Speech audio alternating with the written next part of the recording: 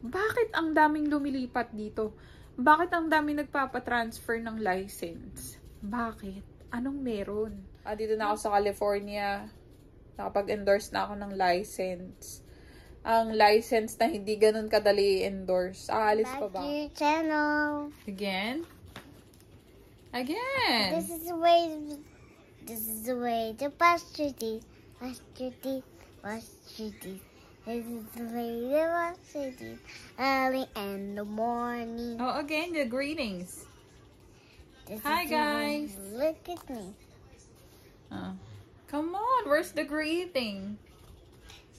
Hi guys, welcome back. Look at the camera. Oh, what's Hi, guys. welcome back to your channel. Hi, guys. Welcome back to Your our channel. So, for today's video, guys, iba-vlog lang namin. Kung bakit, ngayon na-gets na namin kung bakit maraming gustong lumipat dito sa California, particularly sa mga nurses. So, lately na lang namin na-realize,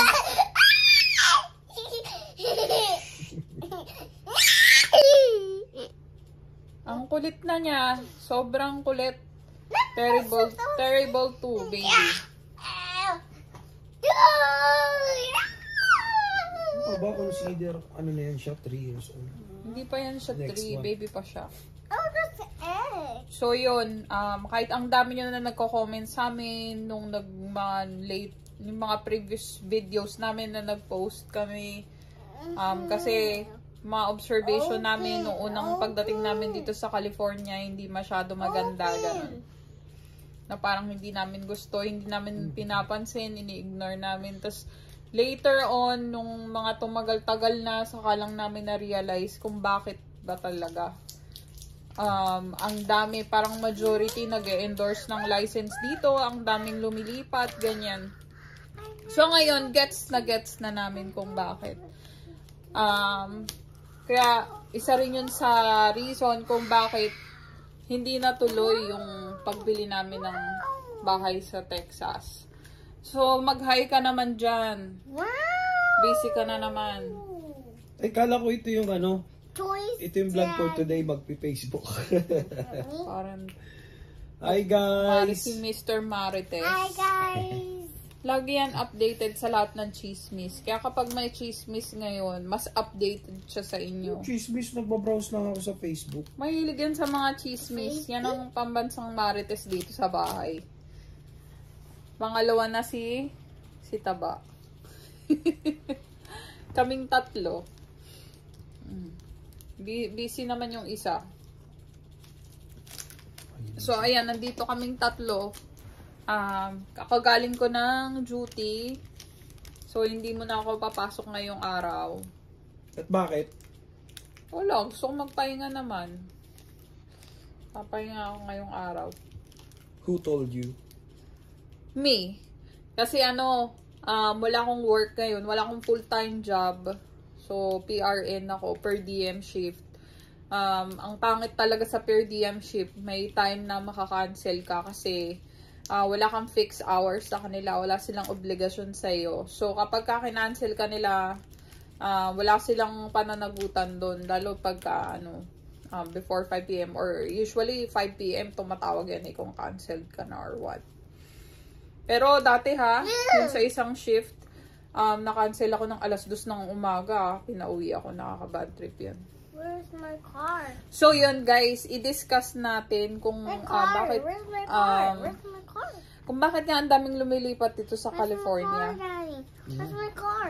So yung mga hindi kasi namin nagustuhan dito, kasi ba naman ang unang salta namin dito sa California, Los Angeles.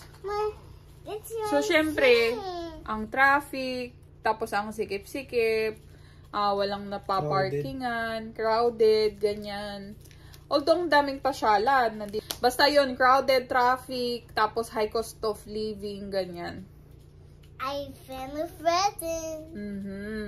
Tapos yung pay range dito, medyo mababa compare sa pay range sa Bay Area or sa Northern California. Pero mataas pa din yung cost of living. Yun nga lang, yung weather dito, mas lumalaban siya kaysa sa Northern California. So, ang na-realize namin kasi nung gusto na namin bumalik ng Plano, Texas nung mga nakaraang buwan.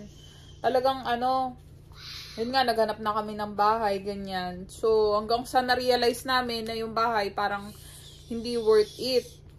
Kumbaga, parang aabutin kami ng $4,000 a month para sa worth $360,000 na bahay. Tapos, syempre, hindi pa namin alam kung paano magiging sistema ng doon, property tax.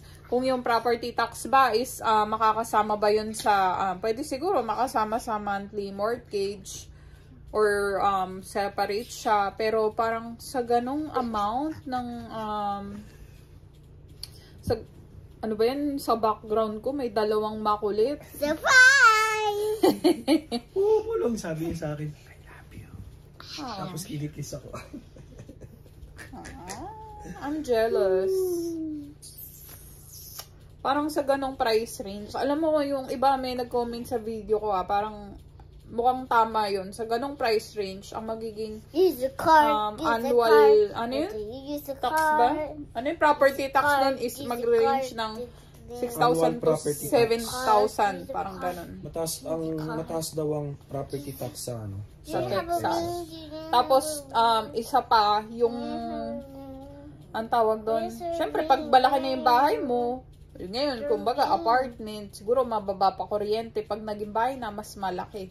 So, parang ang mangyayari, feeling namin, magigipit kami at sasakto lang or baka mamaya mag-negative pa kami pag finish namin yun na hindi pa kami ready. Kaya yun. Tas isa pa, yung rate kasi doon, ng nurse is hindi ganon. Hindi ganun Oo, hindi ganon kataas. tulad dito. Alam nyo na yan, tulad dito. Tapos kaya namin nakapagkumpara kasi kaya namin na napagtanto dahil parang namin, mahal sige, hindi na tayo bibili ng bahay sa Texas. Pero bumalik na tayo doon. Ngayon, maghanap na tayo ng apartment para makaalis na tayo dito, bumalik na tayo doon. So, ang nangyari, nung maghahanap na kami ng apartment, papunta kaming Plano sana. Babalik na kami dun sa dati. Kasi nga, maganda nga dun sa Plano. Mahilig tumangap-kap Laki-laki na Feeling sanggol pa rin So, ayun. Naghanap kami ng apartment. Umiyak na siya. Apartment, 2 beds, nasa 1,800. Pero, syempre, mas you're sad. She's sad. Stop mo muna.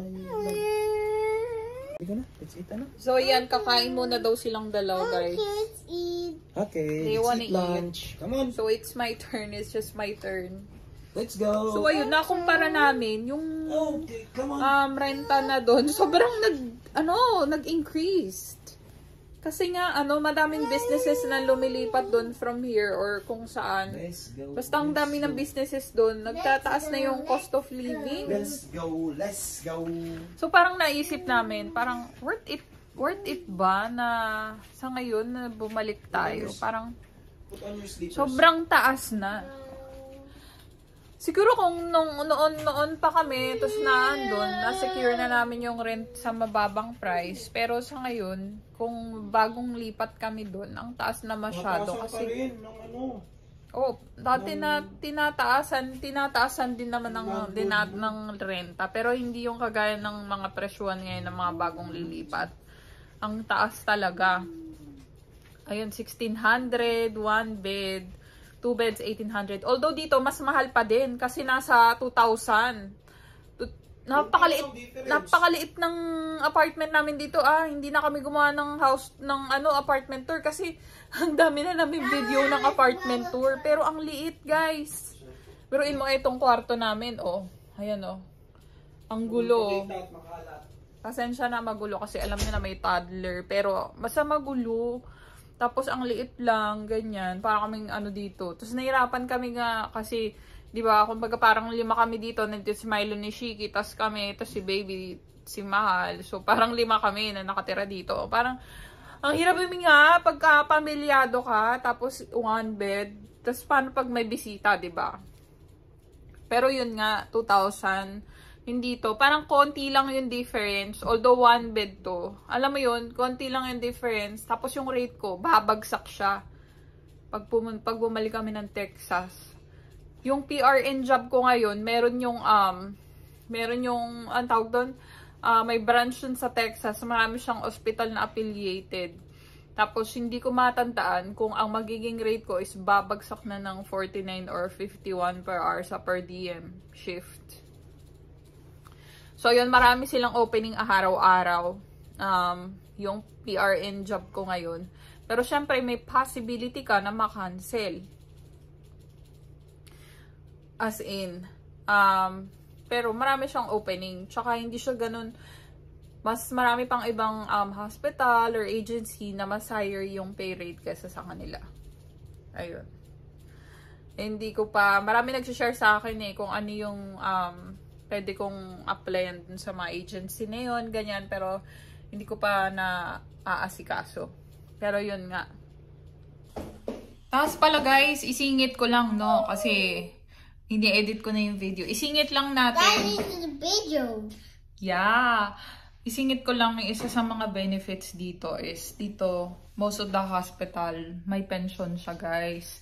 So, mapapakanibangan mo siya. Yung iba, vested ka na after 5 years of working with them. Tapos, yung patient ratio, ayan, isa pa yan. Pag telemetry, 3 to 4. Yung sa iba, hindi ko alam pag sa ER, hindi ko alam. Or sa ibang department. Tapos, pag med-surg 5, 1:5. Yung med-surg, may mga ibang facility or hospital na napag-workan ko na minsan na out of ratio sila, imbis na 5, nagiging 6 pag med-surg, pag telemetry, nagpa-5 sila. Pero, once in a blue moon lang yun. Tapos, may ibang facility din na may mga relief nurse kasi bukod sa 30 minutes lunch, may 2 15-minute breaks ka. Tapos, sa ibang na 3 15-minute breaks. So, yun. So, ang sagot dyan, guys, kaya ang dami talaga gusto dito kasi marami ditong racket. Marami kang pwedeng maging, pwede ka maging part-time job, PRN job, palaging may opening, palaging may pick-up shift, most of the time may mga available, ganyan. So, pagpalagay mo na, kunwari, for this month or for this, meron kang gustong bilhin or meron kang kailangan bayaran or something, siguro mag-a-apply to, no? Kung may full-time job ka, tapos may PRN, pick-up shift ka. Makaka-help talaga pag may mga side gig ka kasi pwede ka mag-pick up ng shift, mag-pick up ka ng mag-pick up, ganyan, kung masipag ka, ganun. Tapos yun, solve na agad yung kailangan mong bayaran, di ba? Pero sa akin, hindi pa yun mag-a-apply sa akin sa ngayon, sa case ko ngayon kasi PRN ako. Pero alam mo yun, imaginein mo PRN lang ako ngayon hindi ako benefited. Maganda kasi pag part-time may benefited ka, kahit papano, kung gusto mong konting hours, ganyan. Pero imaginein mo, nandito kami sa California, tapos part-time job lang, PRN job lang ako Pero, medyo, alam mo yun, kahit medyo mahirap, pero, mas mabubuhay ka dito, mas mabubuhay kami dito kumpara kung nandun kami sa Texas. Kasi imaginein mo, pag kinumpit mo kung magkano yung rent namin doon. Tapos yung rate ko babagsak as a per diem staff. Tapos yung dati pang naayawan ko dito, yung tax. 'Di ba? Natatandaan nyo, blinag ko yun. Kasi ba naman, hindi ko na-gets maigi. Masyado ako nagre-react agad. Pero hindi ko na-gets na pag mataas kasi talaga yung sahod mo, ang taas din ng tax mo. So, dati, kumbaga, yung sumasahod ka dati, kung yung in-offer is 4,700, papatak na siya doon siguro sa mga bracket na 15% yung tax. Kaya ang laki ng tax ko. So, naging 1,000 per week. Parang ganon. Tapos, ano ba yan? Nag-ano yung camera ko. Tapos, nung bumaksak yung sahod ko, kasi binababa traveler. Nung naging 3,500 na, ayun, nung naging 3,500 na per week, mas mababa naman na yung tinatanggal. siguro mga ano na, 500 na lang, ganun, or less.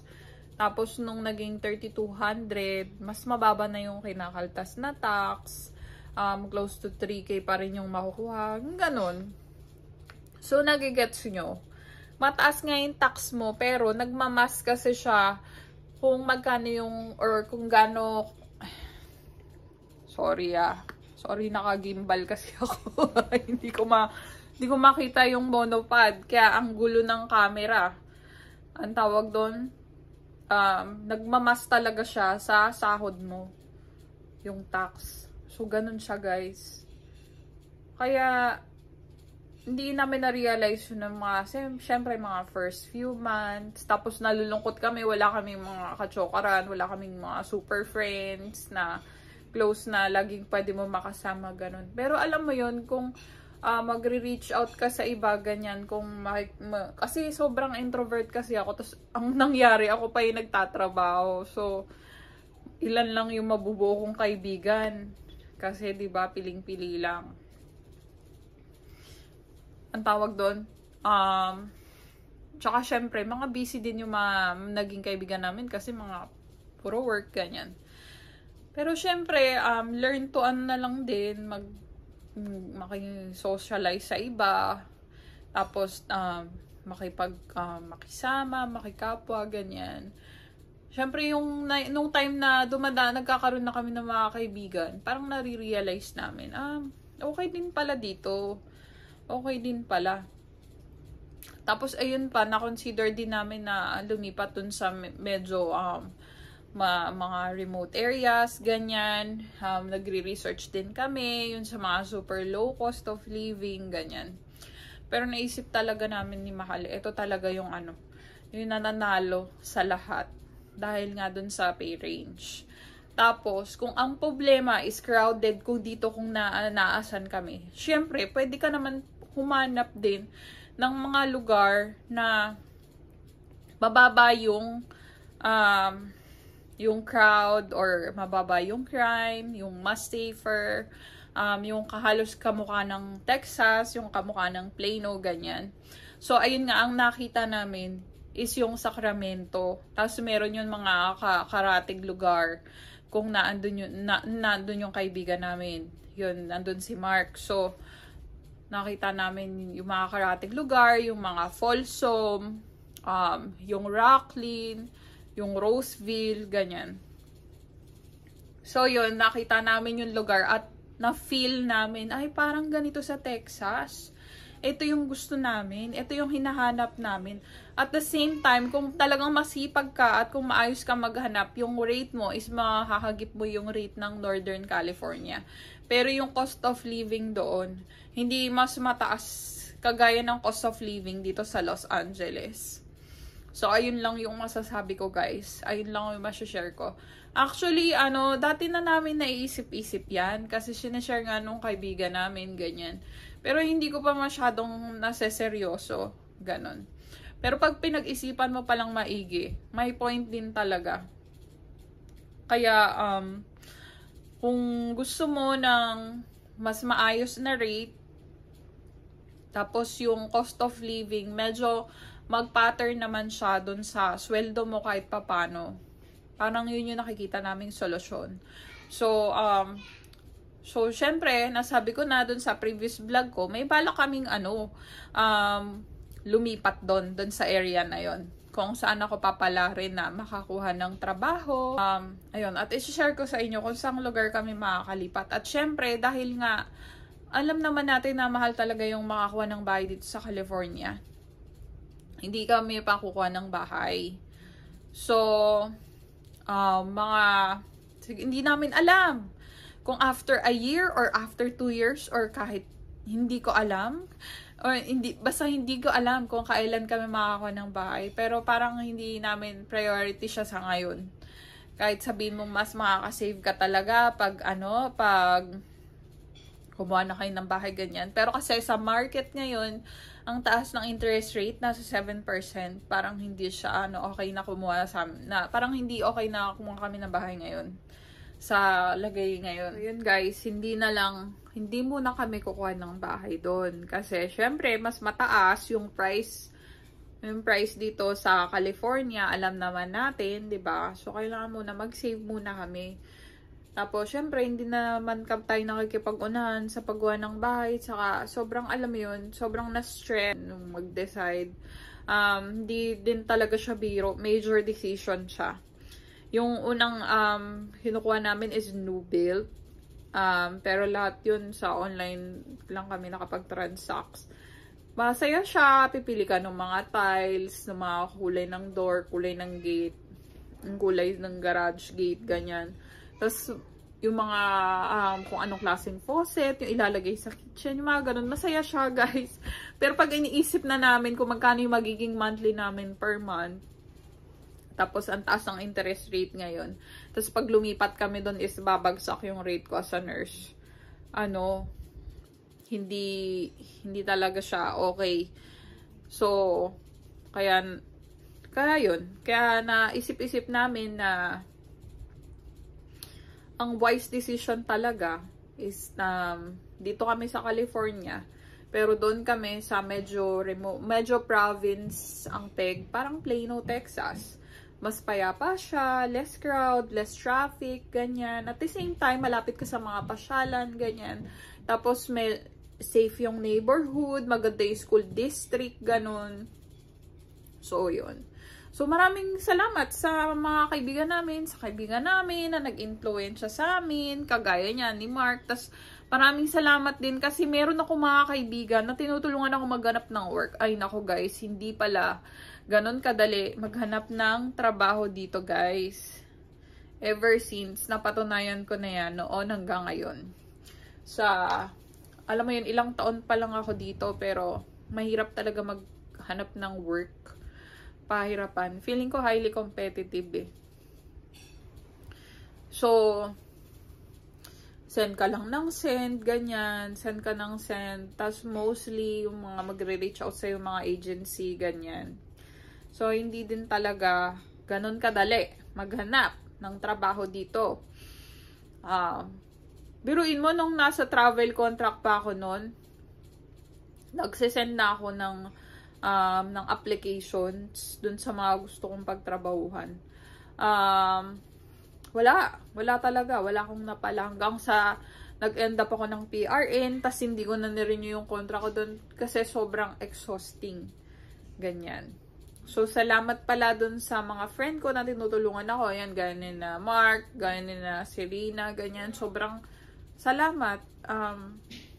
Alam mo, kung hindi ko man maibalik yung favor na ginagawa nila para sa akin, bahala na si God na magbalik ng blessings sa kabutihan nila. Na, alam mo yun, hindi sila madamot, nagsishare sila ng information, ng kung ano yung kaya nila without asking something in return. Parang ganon. So, ayun, ganon lang. So, kapag ako may nalaman ako, i-share ko lang din sa inyo, di ba?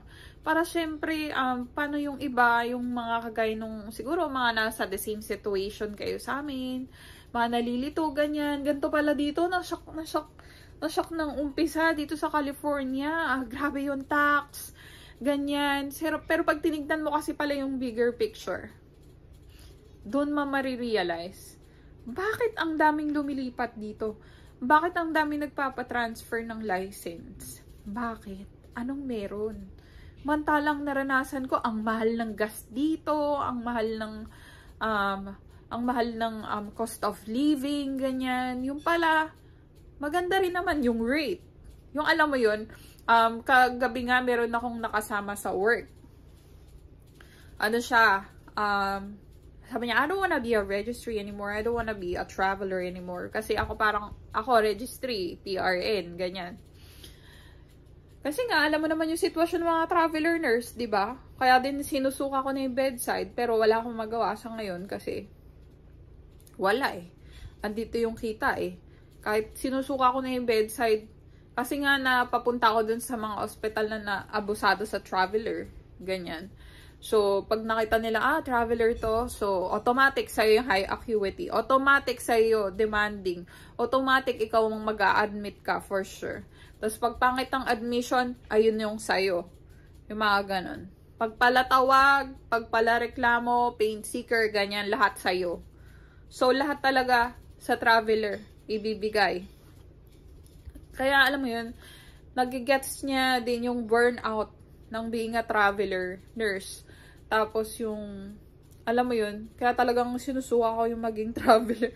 Parang sinusuka ko yung bedside dahil nga may mga abusadong facility or hospital sa traveler. Automatic. Alam mo, hindi lang isa, pero most of the time, nararanasan ko talaga. Siguro mga first months, hindi ko naranasan kasi isang bulusok yung traveler nila. Pero yung later on, kumukonti. Kasi matera-mativa eh. Kumukonti kami na lang yung traveler. Hanggang ako na lang, ilan na lang, bilang na lang sa kamay, ganun. So, naramdaman ko talaga ng bonggang-bongga na lahat talaga ng pangit na sa akin. Ganyan. Kaya naman hindi nyo ako masisisi, di ba? Kung sinusuka ko yung bedside, kasi nga, di ba yung naranasan ko. Biruin mo yun sa isang araw, hindi ko talaga maka-move on yun kasi hindi lang isang beses nangyari. Sa isang araw is 8 beses ako naglinis ng pupo. Walang 8. Tapos madami akong max assist. Although nakakahanap naman ako minsan ng help, pero syempre, pag one person assist, ako na yan. Wala talaga eh. Wala talagang, paano pag nataon pa na hindi pa helpful yung charge mo? Hindi pa ganun ka-helpful yung mga kasama mo. Traveler ka lang naman. Hindi ka naman nila palaging nakakasama, di ba? Kaya hindi nyo rin ako masisisi kung bakit sinusuka ko yung bedside. Nagpapakatotoo lang ako, guys. Pero isa lang yung ma-assure ko, kahit sinusuka ko yung bedside, pagdating naman sa trabaho, ginagawa ko na maayos yung trabaho ko. Pero ang hirap din talaga maging robot, no? Yung kumikilos ka, tapos hindi mo na mahal yung ginagawa mo. Siguro hindi ko naman sabihin na sobrang 100% na sobrang hindi ko mahal yung ginagawa ko. Kasi I still care sa patient. Especially kung mabuti yung pasyente, I still care. Inaalagaan ko pa rin sila ng maayos. Kumbaga, ayaw ko na to kasi nakaka-burnout. Laging ganyan, laging ganito. Pero ginagawa ko pa rin na maayos yung trabaho ko, patient safety, maayos pa rin ako makitungo sa kanila. Except na lang siguro pag super rude, medyo magsiset ako ng boundaries and minsan, may karapatan ka kasi magsabi na hindi tinotolerate yung mga ganyan eh. Dito kasi may bosses yung nurse. Pero ayun nga guys, isang malaking factor din kasi na kaya sinuka ko yung bedside kasi sobrang bigat ng trabaho ng travel nurse. Pero yun, hanggang ngayon, PRN pa rin ako, registry. So, sana lang. So, ayun, patuloy pa rin ang job hunting natin. So, maraming salamat sa mga kaibigan na nag-help sa amin para makakuha na ako ng trabaho at para makaalis na kami dito, makalipat na lang ulit kami. Alam mo kami, parang kaming mga nomad eh. Wala kaming permanent address.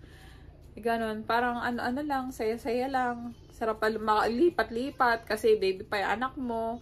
Pag malaki na yan, pag nag-i-school na yan, ay mahirapan ka nang lumipat basta-basta. Pero, pag nakalipat na kami, malamang, doon na siya. Doon na kami maghahanap ng titirahan. Malamang. Kung hindi man mismo doon sa city na yun, sa mga Karatig City. Kasi ano siya, alam mo yun, hindi namin na-i-vlog. Para siyang para talaga siyang Plano, Texas. Mas smooth sailing siya kaysa dito. Tapos napaka-laid back. Although may mga balahura pa rin sa daan.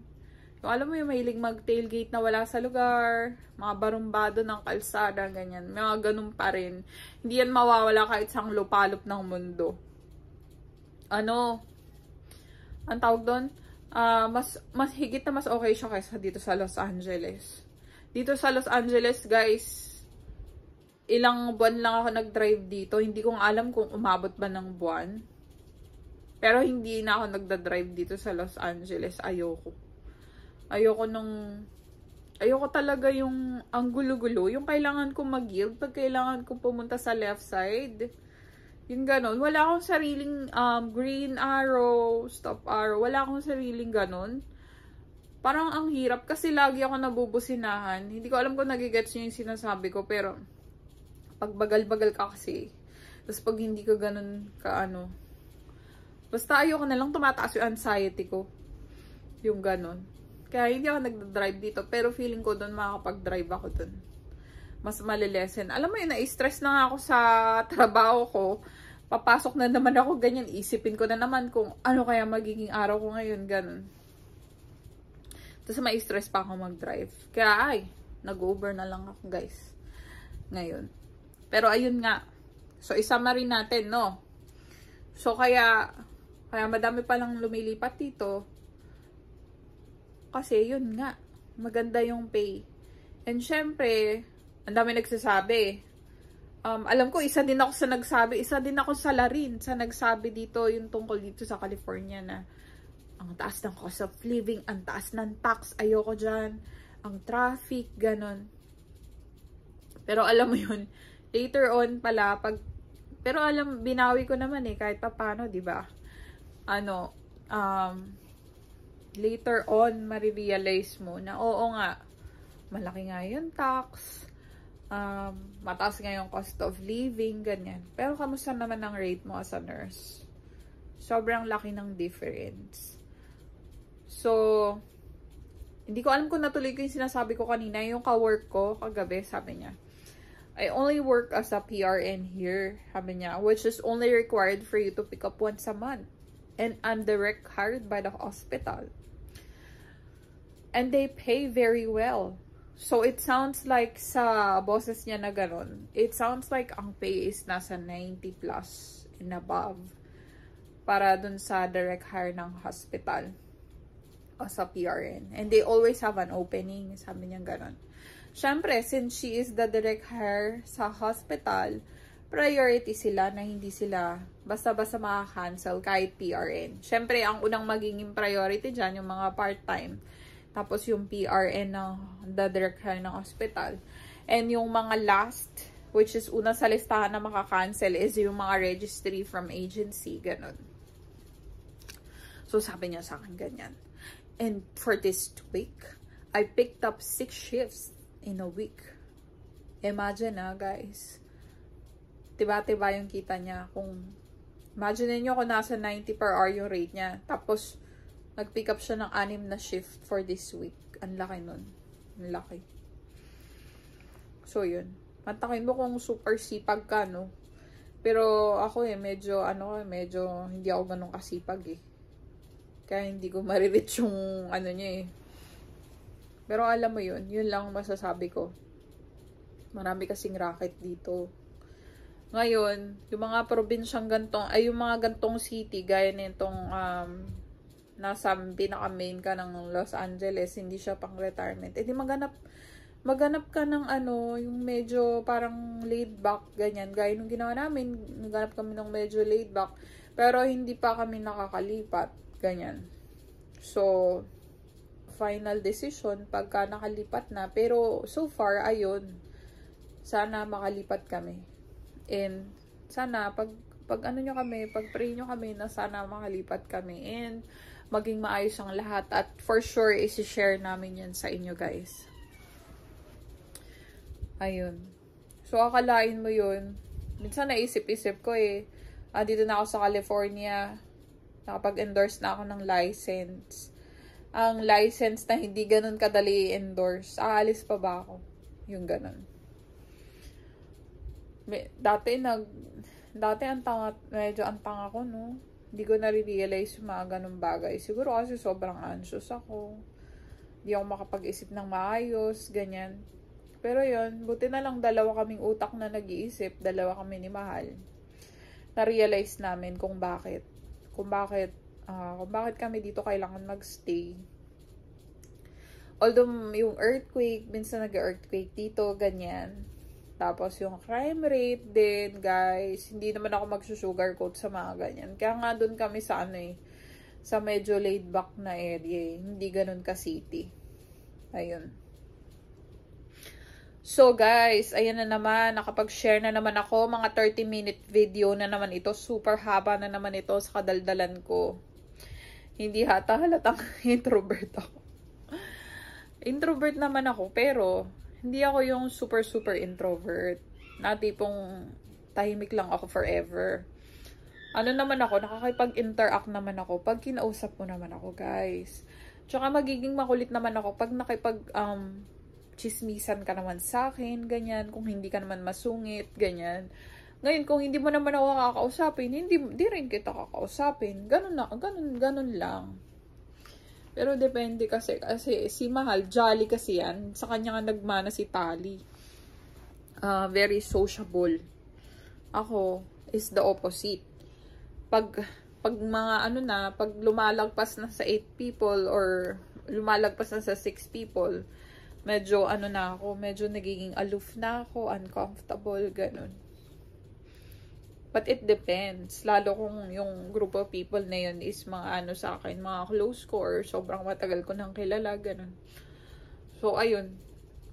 Ayun lang naman, guys. Sobrang daldal ko. Diba, nakipagchikahan na naman ako sa inyo. Sana may napulot naman kayo sa video na to. And kung may ma-share kayo, paki-share naman, please. Maraming salamat ever since nag-share kayo. Pero, alam mo yun, hindi namin masyadong pinapakinggan. Parang later lang sa amin na later lang parang tumama sa amin. Na, later lang namin na-realize. Ganyan. Kasi, ang dami nagsasabi, bakit parang, parang, kumaga parang reaction nila, grabe naman yung nyo sa California, ganyan. Pero it will take a while talaga. Lalo kasi kapag it will take a while for you to learn. 'Di ba? Depende yan sa tao. Yung iba, mabilis nilang na-acquire. Yung iba, medyo slow learner. Gaya ko, medyo buffering, ganyan. Medyo buffering ako madalas So, ayun. Pero sana naman, may na-share ako dito sa video na to and tuloy-tuloy pa rin ng pagbablog. Pagpasensya nyo na kung minsan walang upload, ganyan, busy. Alam nyo na, busy na naman, nasa trabaho, ganyan. It's either nasa trabaho or lumalaboy, ganyan, nagtatanggal ng stress.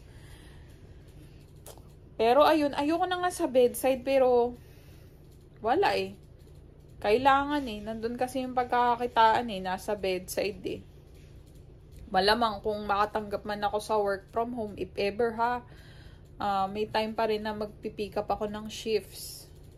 Kasi nga, nandun yung kita. Pero kapag siguro nag-work from home ako, hindi na ako magpapakasubsub.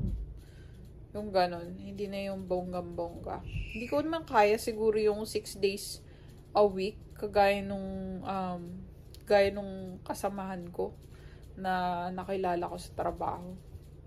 Pero siguro pwede din, 'di ba? Habang bata, ganyan, para makaipon-ipon. Ganon. Pero sa ngayon, hindi maganda yung standing namin kasi PRN job lang ako May time na nakaka-cancel ako.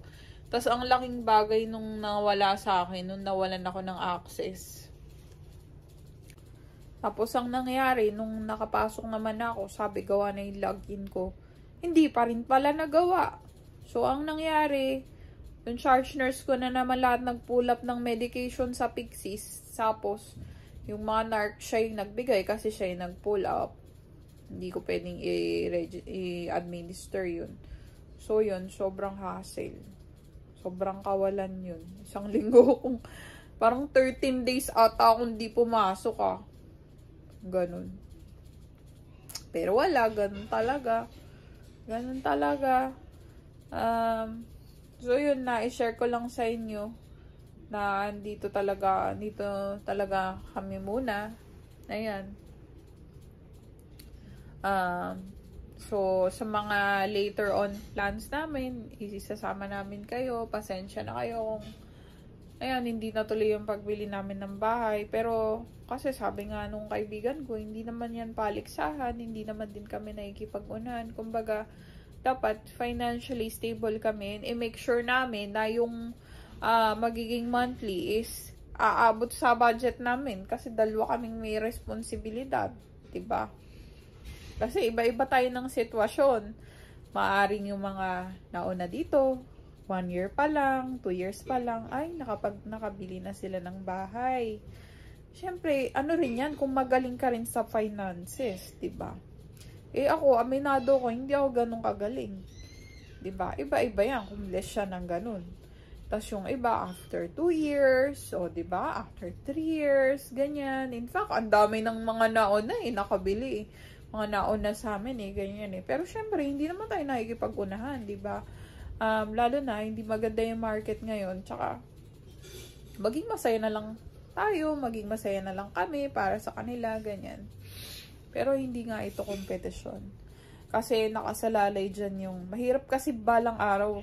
Yun nga yung hindi ka mag-anda o gaga na maghagilap ng pangbayad ng mortgage, ganyan. Ayaw namin maging house poor, natatakot kami. Kaya dapat super ready kami pag dumating yung time na gusto na namin bumili ng bahay. Yung more than 100% na gustong-gusto na namin talaga.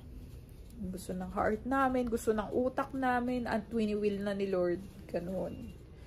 Diba? So, yun lang guys. Ang daldal ko na naman. So, pangbawi ko yan. Kasi ang tagal-tagal ko na namang hindi nag-upload. Ang tagal-tagal ko na namang walang upload. Alam mo yun, yung pumunta kami ng Disneyland. Hindi ako masyadong naka-vlog doon. Hindi ko pa nga na-upload. Tapos, yung pumunta kami ng Lake Tahoe, hindi ko na naman na-upload pa. So, good luck naman. So, yun lang. Salamat guys. Please like, share, and subscribe to our channel. Lalo kapag may napulot kayo dito sa video na to, or kung nakatulong itong video na to, kung na-entertain kayo, kung na-inis ba kayo, comment down below, ganyan. If you have something to share, comment down below. Kung may isasuggest kayo, comment down below. So, thank you so much guys for watching. Maraming salamat. Really na-appreciate namin kayong lahat. So, thank you sa lahat ng mga inputs nyo. Alam mo yun, kahit nagko-comment ka lang dyan, ganito yung sinasabi mo. May sinasabi kang payo. Ganyan. May sinasabi kang payo. Tapos, alam mo yun, later on, na, marirealize namin na, ganito pala yun. Nakaka-help. Feeling ko hindi lang yun sa akin pati dun sa mga ibang nakakabasa. So, maraming salamat guys. God bless us all. Thank you very much guys. Thank you guys. Bye.